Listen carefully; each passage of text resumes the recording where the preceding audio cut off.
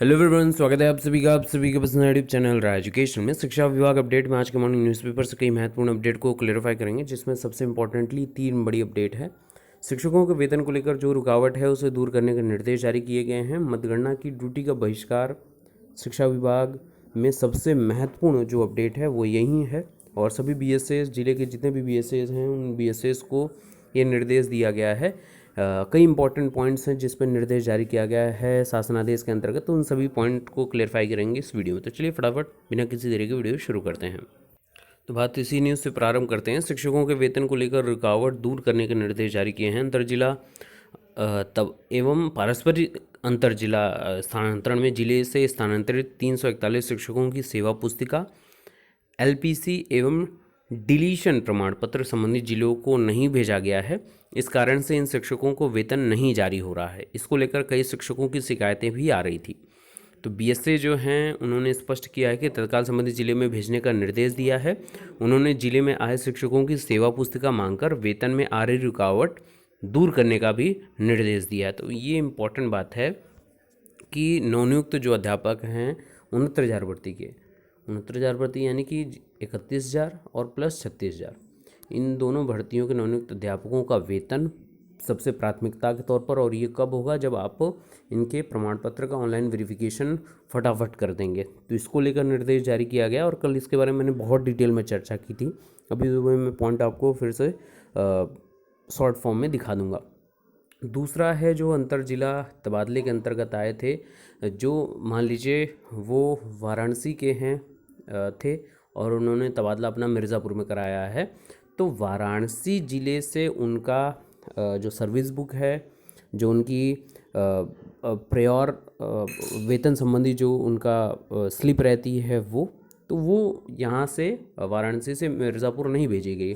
और यही प्रॉब्लम आ रही है कि उनका वहाँ पर जाने के बाद भी विगत 3 माह से वेतन नहीं निर्गत किया गया है।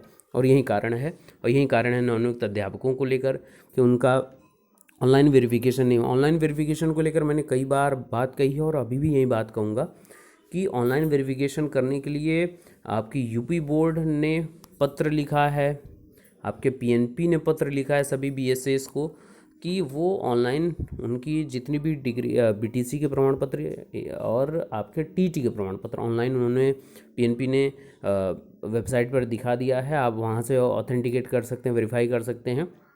दूसरा, यूपी बोर्ड ने सभी चीज़ें ऑनलाइन कर दी हैं। तो कहीं ना कहीं आपके पास कम से कम 2 रिज़ल्ट को वेरीफाई करने के बाद वेतन निर्गत कर देने का आदेश जारी कर देना चाहिए सभी बीएसएस को, ताकि तत्काल प्रभाव से सब जो परेशानियों में झेल रहे हैं पिछले विगत कई माह से नवनियुक्त अध्यापक या अंतर जिला तबादले के अंतर्गत जो अध्यापक हैं उनका ये परेशानी दूर हो सके। दूसरी जो महत्वपूर्ण बात है वो ये है कि मतगणना के प्रशिक्षण का बायकॉट करने का आह्वान किया गया। शैक्षिक महासंघ समेत कई संगठनों ने खुला मोर्चा है। कई साथियों की असमय मौत से ड्यूटी में लगे कर्मचारियों में छाया कोरोना का डर। राष्ट्रीय शैक्षिक महासंघ ने मतगणना ड्यूटी में लगाए कर्मचारियों को प्रशिक्षण दिए जाने का बहिष्कार करने का ऐलान किया है और मतगणना को स्थगित करने की मांग करते हुए राज्य निर्वाचन आयोग को ज्ञापन भेजा है। इसके साथ ही अटेवा संघ और राज्य कर्मचारी संयुक्त परिषद ने भी मतगणना स्थगित करने की मांग संबंधी ज्ञापन डीएम को दिया है। अब ये इसमें स्पष्ट है कि जो भी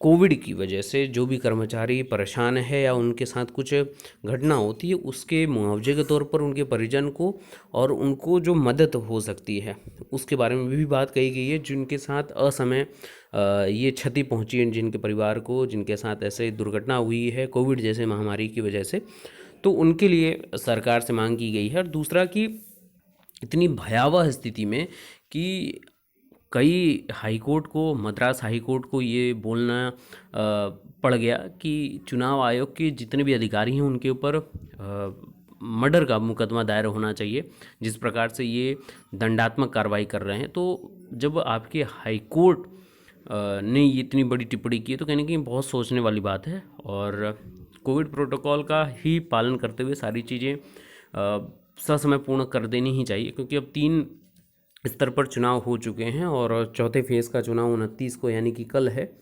15 में हो गया, 19 में हो गया, 26 में हो गया और अब 29 का बचा हुआ है।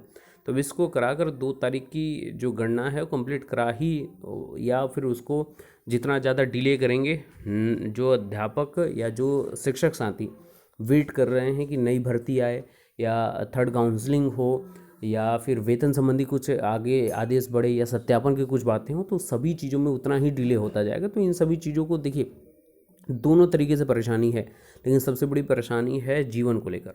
जीवन सुरक्षित रहेगा तो सारी चीज़ें होंगी आगे, लेकिन ये इस पर ध्यान देने की आवश्यकता है सभी को भी। तो आप सभी सुरक्षित रहें और जितना ज़्यादा हो सकता है सुरक्षा का कड़े से कड़े तरीके से पालन करते रहिए।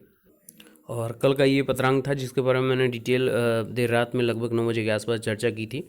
मोटे मोटे तौर पर 69,000 भर्ती से जुड़े ये बातें हैं, जिसमें सबसे इम्पोर्टेंटली बात है, सबसे पहला 69,000 सहायक अध्यापक भर्ती प्रक्रिया के अंतर्गत नवनियुक्त सबक समस्त अध्यापकों की मानव संपदा ID और सेवा पुस्तिका के बारे में। 69,000 के अंतर्गत जितने भी आए हैं प्रमाण पत्र सत्यापन और वेतन निर्गत करने के बारे में।